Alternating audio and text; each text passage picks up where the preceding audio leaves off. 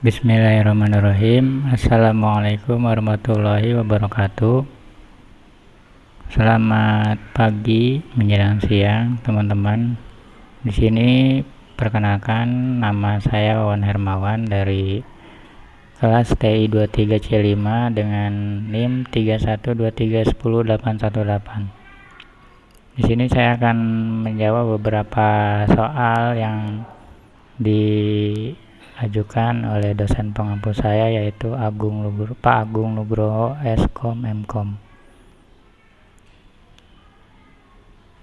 Untuk konsep pertanyaannya dari mulai DBMS, redundansi data, entitas, composite key, kegunaan indeks key, jenis arsitektur basis data, level basis data, perbedaan basis data hierarki dan jaringan, perbedaan relation database dan entity relationship, yang terakhir perbedaan SQL dan NoSQL, contoh basis data NoSQL. Apa itu DBMS? DBMS itu kepanjangan dari Database Management System. Adalah software yang digunakan untuk mengelola, menyimpan, dan mengambil database atau basis data. Software ini menyediakan antarmuka yang memungkinkan user membaca, membuat, menghapus, dan memperbarui data. 5 contoh DBMS yang paling populer saat ini yaitu yang pertama ada MySQL, yang kedua PostgreSQL, MongoDB, Cassandra Database, dan terakhir adalah Oracle Database. Apa itu redundansi data? Redundansi data adalah duplikasi atau penyimpanan data yang sama secara berulang dalam beberapa file, sehingga data yang sama disimpan di dalam lebih dari satu lokasi. Contohnya misalnya di nama mahasiswa, nama saya Wawan Hermawan. Nah, di bawahnya lagi ada Wawan Hermawan, di bawahnya lagi ada Wawan Hermawan. Nah, itu yang dimaksud dengan redundansi data. Kemudian apa itu entitas? Entitas adalah objek dalam dunia nyata yang dapat diidentifikasi dan dibedakan dari objek lain. Dalam konteks database, entitas mewakili objek yang ingin disimpan dalam database, seperti karyawan, produk, atau pelanggan. Mungkin yang entitas itu lebih kita kenal dengan nama tabel ya. Ya, tabel tadi data mahasiswa, di sini contohnya tabel data karyawan, tabel data produk, dan sebagainya. Selanjutnya apa itu composite key? Di dalam sebuah desain database, composite key merupakan sebuah kunci yang di dalamnya terdiri dari 2 atau lebih atribut. Atribut tersebut akan secara unik melakukan identifikasi terhadap sebuah kejadian entitas. Sebenarnya masih banyak orang yang bingung dengan composite key. Hal ini karena meskipun di dalamnya terdiri dari 2 atau lebih atribut, namun ternyata ada satu atribut yang nanti akan membentuk sebuah composite key dan bukan menjadi kunci sederhana. Lanjut, apa itu index key? Index key sendiri merupakan kolom pada tabel yang kita referensikan sebagai indeks, sedangkan index pointer merupakan referensi lokasi sel data di dalam tabel. Biasanya apabila kita menggunakan query untuk mencari data, terutama data yang memiliki kondisi khusus, kita menuliskan klausa where di dalam klausa select. Jenis-jenis arsitektur basis data ada 3, yaitu sistem terpusat atau centralized system. Yang kedua, sistem client server system. Dan terakhir adalah sistem terdistribusi atau distributed system. Nah, yang sistem terpusat apa? Sistem basis data yang dijalankan pada sistem komputer tunggal dan tidak berinteraksi dengan sistem pada komputer lain. Pengguna terkoneksi ke komputer pusat melalui terminal. Jadi cuman ada satu pusat ya, komputer itu, yang lainnya hanya terhubung melalui terminal. Sistem client server, sistem basis data yang memisahkan program pengguna dengan program basis data di sistem yang berbeda. Pengguna terkoneksi ke pusat data yang disebut server sistem melalui suatu program pengguna user interface yang terdapat pada personal komputer. Sistem tempat program pengguna berada disebut client system.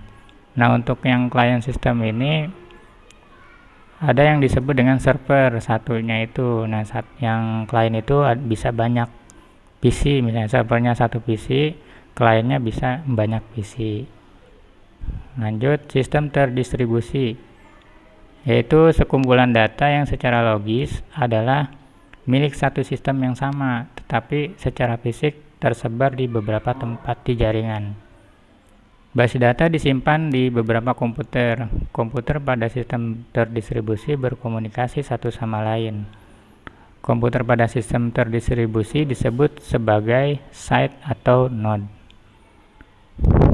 Lanjut kita ke level basis data. Ada 3 level ya di dalam basis data. Yang pertama itu level fisik atau internal level. Merupakan level terendah yang menunjukkan bagaimana sesungguhnya suatu data atau record disimpan.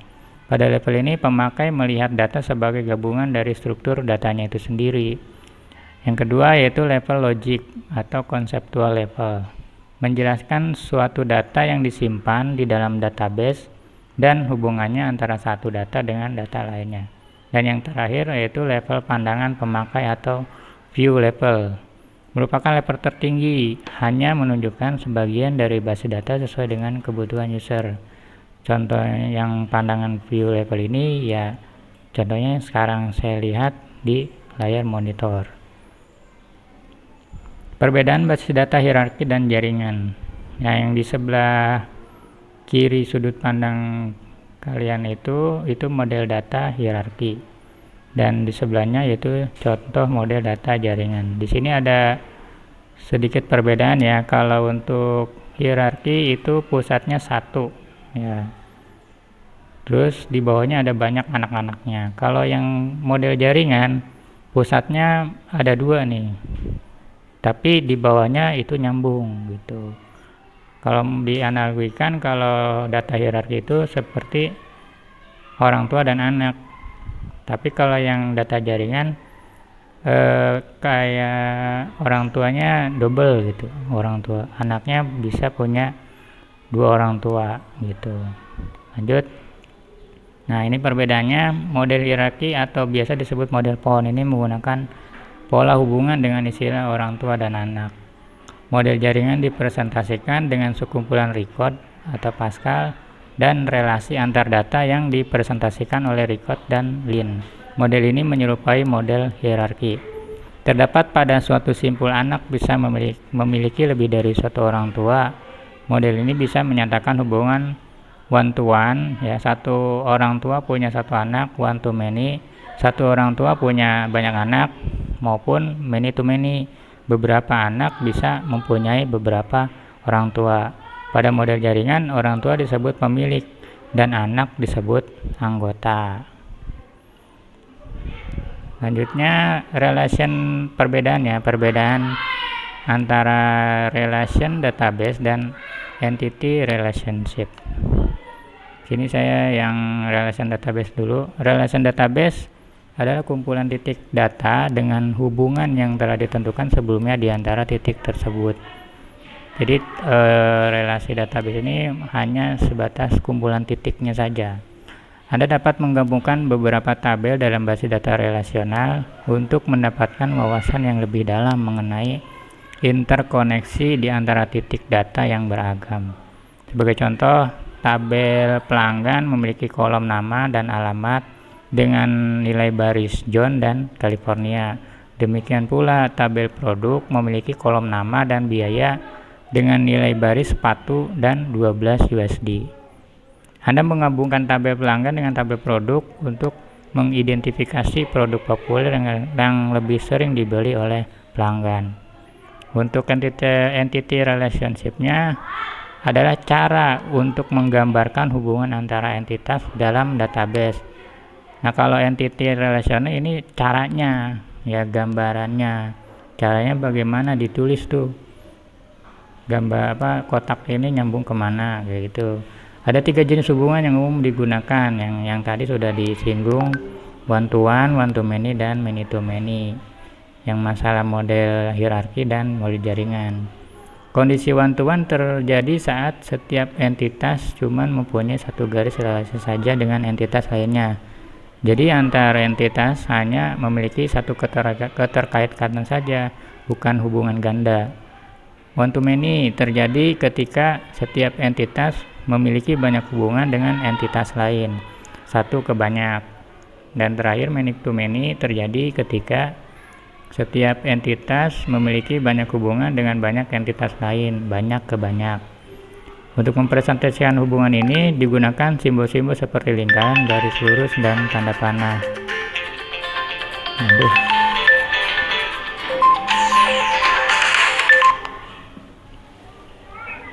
Halo, Ma.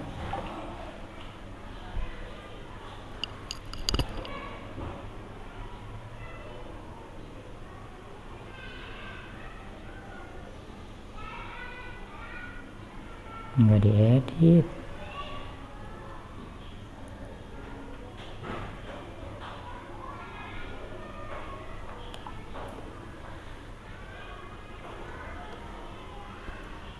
Selanjutnya yaitu perbandingan SQL dan NoSQL. Perbedaan NoSQL dan SQL, keduanya banyak berbeda dari segi struktur, konsistensi, bahasa, aplikasi, keamanan, biaya, dan terakhir yaitu skema. Struktur. NoSQL memiliki struktur data yang lebih fleksibel dan tidak memiliki tabel. Data disimpan dalam dokumen, grafik, atau key value store. Sedangkan struktur data SQL adalah sistem database relasional. Ini berarti data disimpan dalam bentuk tabel dengan kolom dan baris. Struktur tabel didefinisikan sebelum data masuk.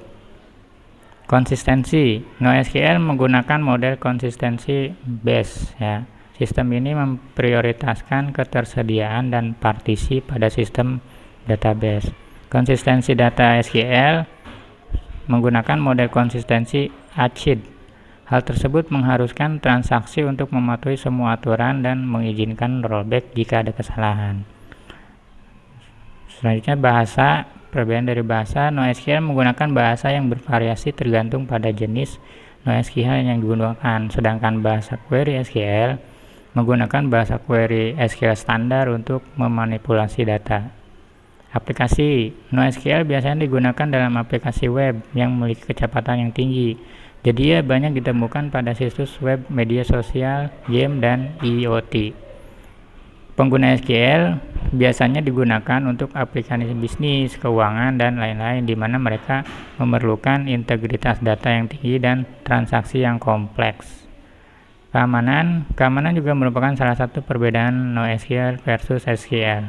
NoSQL kurang aman karena lebih fokus pada kinerja dan ketersediaan daripada keamanan, sedangkan SQL seringkali lebih aman karena memiliki mekanisme keamanan yang kuat seperti autentikasi, otorisasi, dan enkripsi. Biaya. NoSQL seringkali lebih murah karena sering menggunakan sumber daya open source. Biaya SQL biasanya lebih mahal. Hal tersebut lantaran perangkat lunak yang digunakan untuk menjalankan sistem database relasional memerlukan biaya lisensi. Skema. NoSQL tidak memerlukan skema data yang memungkinkan fleksibilitas yang lebih besar, sedangkan skema data SQL memerlukan definisi skema data sebelum data dimasukkan ke dalam database. Contoh basis data NoSQL yaitu ada 3, MongoDB, Cassandra, dan Couchbase. Terima kasih, itu saja yang bisa saya presentasikan hari ini. Akhir kata kurang lebih saya mohon maaf. Terima kasih. Assalamualaikum warahmatullahi wabarakatuh.